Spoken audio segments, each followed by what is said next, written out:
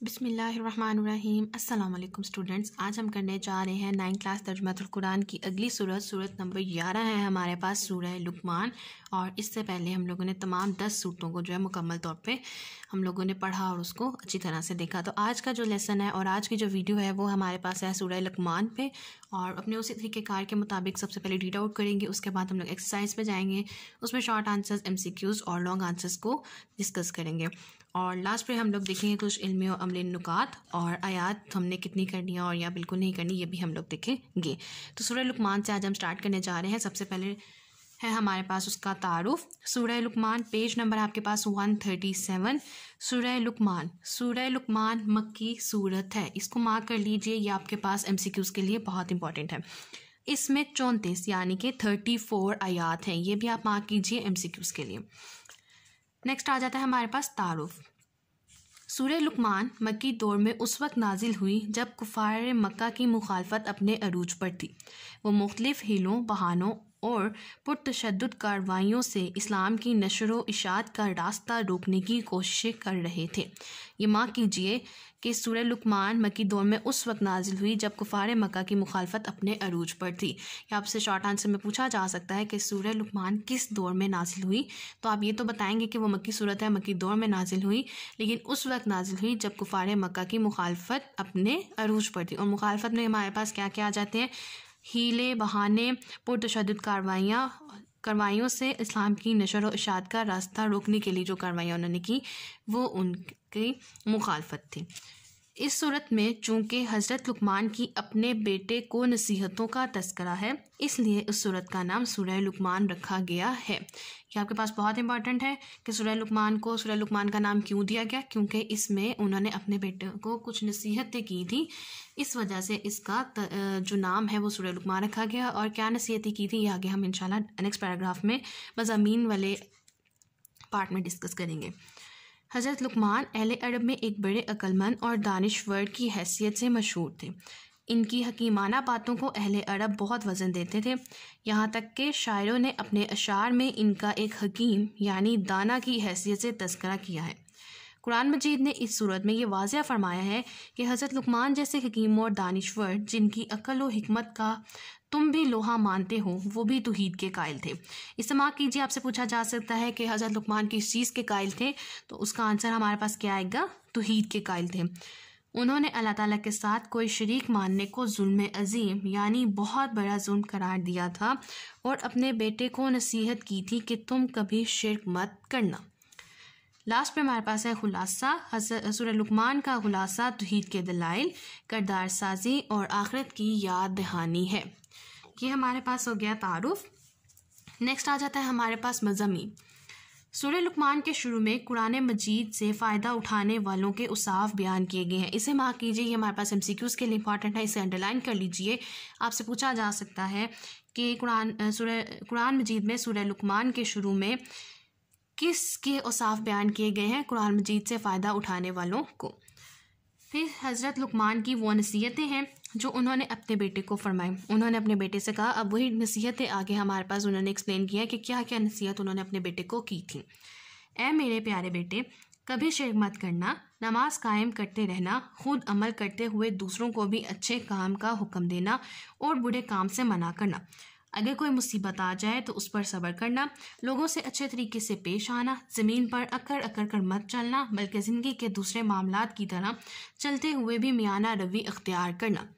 जैसे चाल ढाल में मियाना रवि अख्तियार रखना, इसी तरह बोलने में भी मियाना रवि अख्तियार करना और अपनी आवाज़ को धीमा रखना। तो ये आपके पास एक एक्स्ट्रा शॉर्ट क्वेश्चन के तौर पे पूछा जा सकता है कि सूरत लुकमान में हज़रत लुकमान ने अपने बेटे को क्या नसीहत फरमाई थी। तो उसका आंसर आपका ये जो 5 लाइन्स में आंसर लिखा हुआ है मज़ामीन की हेडिंग में, यहाँ से स्टार्ट होगा हज़रत लुकमान की वो नसीहतें और यहाँ पे एंड हो जाएगा अपनी आवाज़ को धीमा रखना।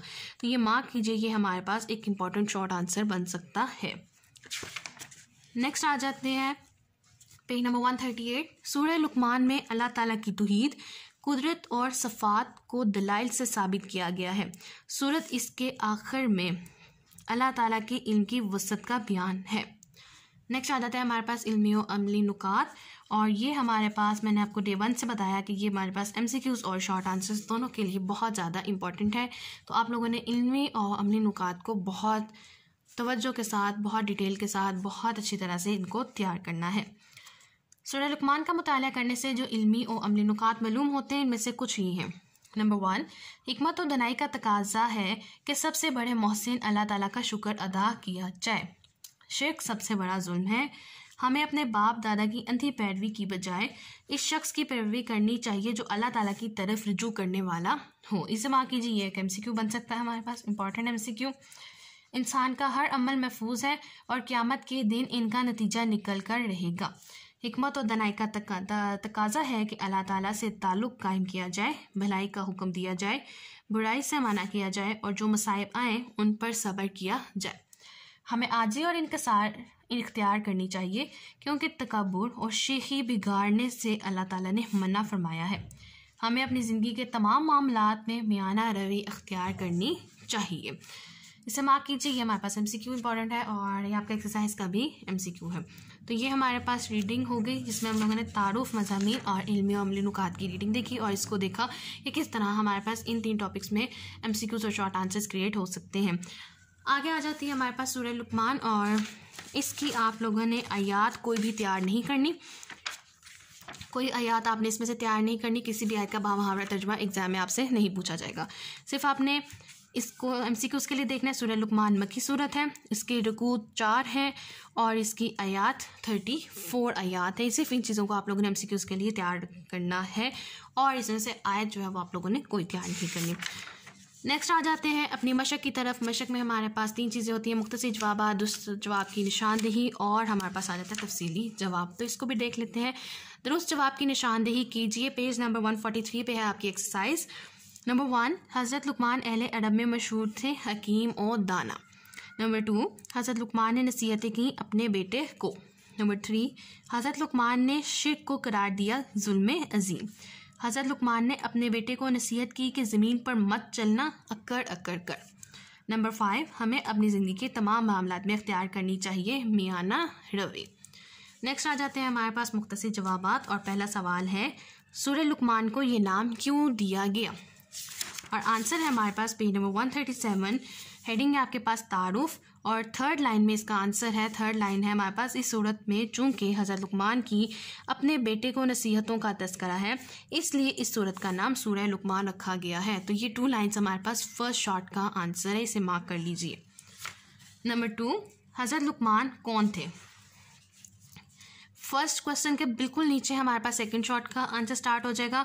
हज़रत लुक़मान अहले अरब में एक बड़े अक्लमंद और दानिश्वर की हैसियत से मशहूर थे। इनकी हकीमाना बातों को अहले अरब में बहुत वज़न देते थे, यहाँ तक कि शायरों ने अपने अशार में इनका एक हकीम यानी दाना की हैसियत से तज़किरा किया है। तो आप लोग स्टार्ट इस तरह से करेंगे कि हज़रत लुक़मान एक बहुत बड़े अक्लमंद और दानिश्वर इंसान थे और उसके बाद आप लोग बाकी लाइंस को एज इट इज़ कोट करेंगे।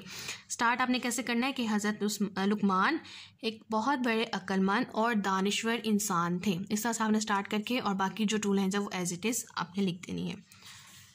थर्ड शॉर्ट है हमारे पास, हज़रत लुक़मान का खुलासा लिखिए और इसका आंसर भी हमारे पास पेज नंबर 37, हेडिंग है हमारे पास तारुफ, लास्ट लाइन है उसके पास थर्ड शॉर्ट की, सूरह लुक़मान का खुलासा तौहीद के दलाइल, किरदार साजी और आखिरत की याद दहानी है। और लास्ट शॉर्ट है हमारे पास नंबर 4, सूरह लुक़मान के अहम इल्मी और अमली नुकात में से 2 तहरीर कीजिए। मैंने मार्क किए हैं फर्स्ट 2 और आप लोग अपने हिसाब से आप लोगों को जो बहुत ज़्यादा अच्छे याद हैं आप लोग उनको लिख सकते हैं, कंपल्शन कोई भी नहीं है। जो आपको बहुत ज़्यादा अच्छे नुकात आते हैं आप उनको मेंशन कीजिए। हिकमत और दनाई का तकाजा है कि सबसे बड़े मोहसिन अल्लाह ताला का शुक्र अदा किया जाए, शिर्क सबसे बड़ा जुल्म है। ये हो गया हमारे पास शॉर्ट आंसर और लास्ट पे आ जाता है हमारे पास तफसीली जवाब। सूरह लुक़मान पर एक मुफस्सिल मज़मून तहरीर कीजिए।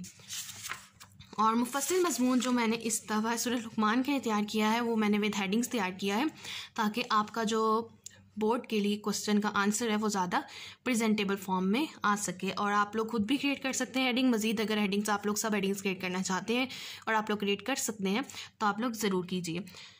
अब आप लोगों ने तफसीली जवाब किस तरह से अटैम्प्ट करना है, सबसे पहले आप लोग लिखेंगे तारुफ की हेडिंग।